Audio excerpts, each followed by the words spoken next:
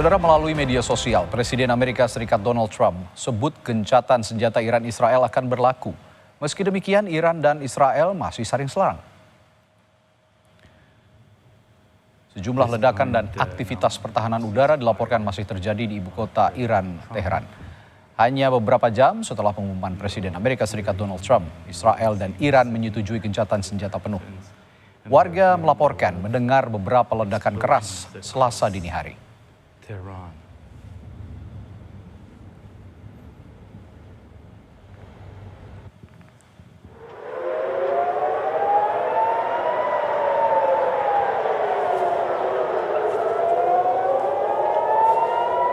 peringatan sirene dan ledakan kembali terdengar di Tel Aviv, Israel pada Selasa dini hari.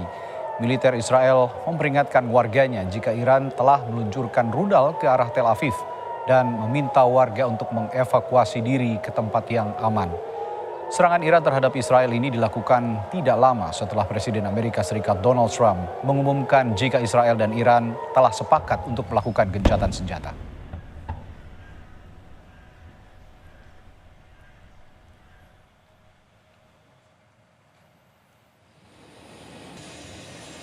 Pemerintah Prancis mengevakuasi 101 warganya dari Israel ke Siprus pada Selasa waktu setempat. Pemerintah Prancis pun memperingatkan warga tidak berpergian ke Israel dan mendesak semua warganya pergi dari Iran.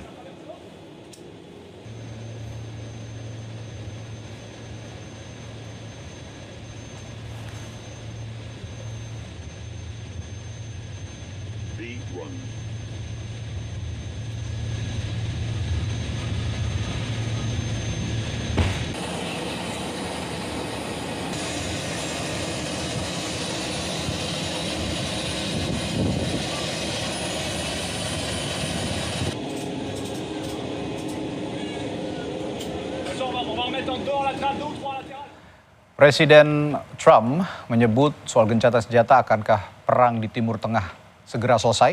Bagaimana strategi pihak yang bertikai untuk mempertahankan posisi mereka?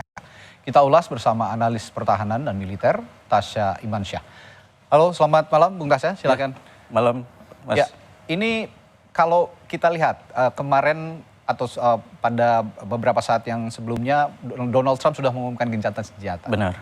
Tapi kalau saya lihat sepertinya ini tidak diindahkan oleh Iran dan tidak Israel. diindahkan oleh kedua belah pihak. Nah, kalau menurut Anda ini diplomasi, upaya diplomasi dari Amerika Serikat atau justru strategi mereka? Karena saya melihat sepertinya ada upaya regroup juga untuk merevitalisasi pertahanan, sistem pertahanan yang sudah katanya cuma bertahan 12 sampai 15 hari. Menurut Anda bagaimana? Kalau menurut saya ini yang dilakukan oleh kedua belah pihak selain mengulur waktu, itu juga mereka sedang mengumpulkan kartu-kartu apa yang akan dibawa ke meja diplomasi. Jadi mereka sedang mengumpulkan kira-kira apa yang bisa kami ditawarkan oleh kedua belah pihak untuk mencapai kesepakatan di meja perundingan. Jadi Anda juga melihat ini ada strategi khusus sebenarnya di balik upaya diplomasi yang dilakukan oleh Presiden Amerika Serikat. Benar, iya. Kalau memang ini, taruhlah ini upaya diplomasi, apa yang ingin dicapai sebenarnya di balik statement Donald Trump untuk gencatan senjata antara dua belah pihak? Sebenarnya Donald Trump mungkin tidak ingin memperpanjang konflik ini menjadi full scale war atau perang berskala besar. Jadi ya hanya menyerang di mana itu hurts Iran at their weakest point, yaitu pada tiga fasilitas utama nuklirnya. Nah, kalau saya lihat kan Fordo, lalu Isfahan dan juga Natanz, ini sudah hancur seluruhnya begitu ya. Ini nanti kita juga akan melihat nuklir Iran yang jadi sumber permasalahan perang Iran-Israel kali ini. Apakah serangan Amerika Serikat kemarin ini benar-benar meluluh lantakan infrastruktur nuklir? Kalau kemarin kan kita lihat ini ada 7 pesawat B-2 Spirit ya, yang dipakai untuk mengebom 3 fasilitas nuklir. Bomnya adalah GBU-57. Sudah seporak-poranda itukah atau masih bisa merevitalisasi infrastruktur nuklir Iran sebenarnya dengan bom-bom yang dilancarkan Amerika Serikat kemarin? Kalau yang dilihat dari citra satelit memang tidak terlihat dampak yang signifikan. Namun setelah beberapa jam dari serangan, terlihat di citra satelit itu ada beberapa abu yang berupa hasil kerusakan dari fasilitas konstruksi yang di bawah tanah. Mungkin dari luar tidak begitu terlihat, tapi saat ini Amerika juga sedang mengakses kerusakan dari serangan mereka, dan saat ini mereka sedang berupaya supaya pihak Iran tidak dapat melakukan recovery ke situs-situs yang sudah dihancurkan tersebut. Oke. Ini klaimnya Amerika Serikat kalau saya tidak salah kemarin 80% sudah hancur begitu ya di Fordo, Isfahan dan juga Natanz. Saya akan coba tampilkan juga saudara visual di layar kaca Anda juga. Ini ada visual, nah ini dia pesawat yang dipakai untuk ngebom 3 fasilitas nuklir Iran kemarin.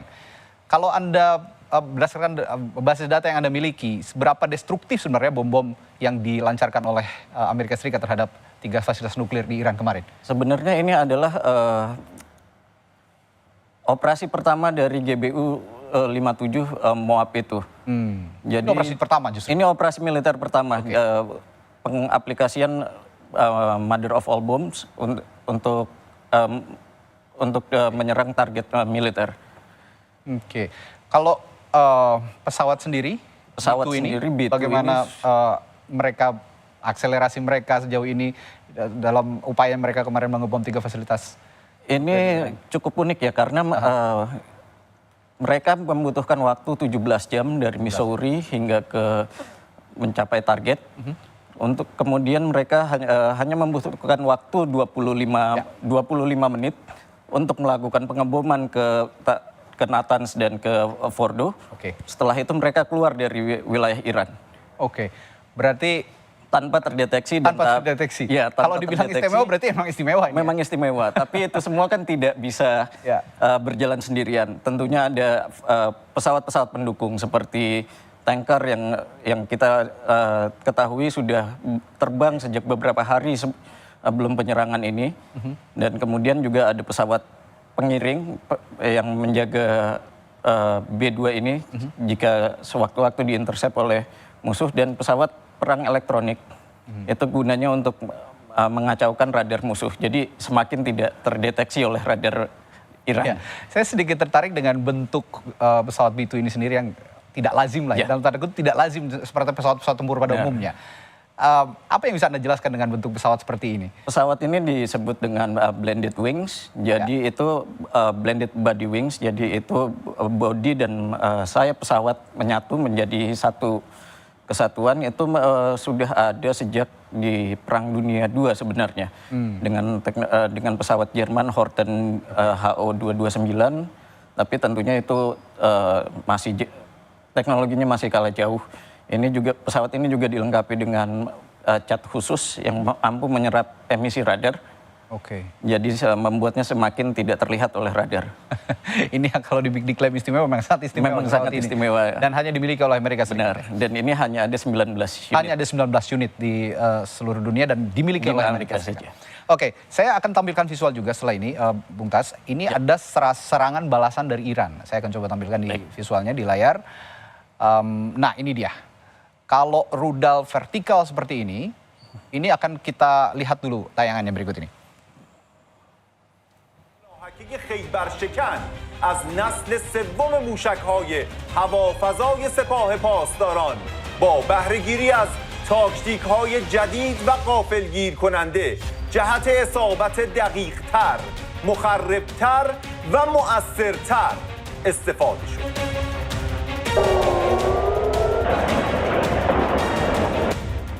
Sound was huge. Huge. I never heard such a sound. I was in the army, and my parents live in Ashkelon. I passed few bombs, I passed few walls.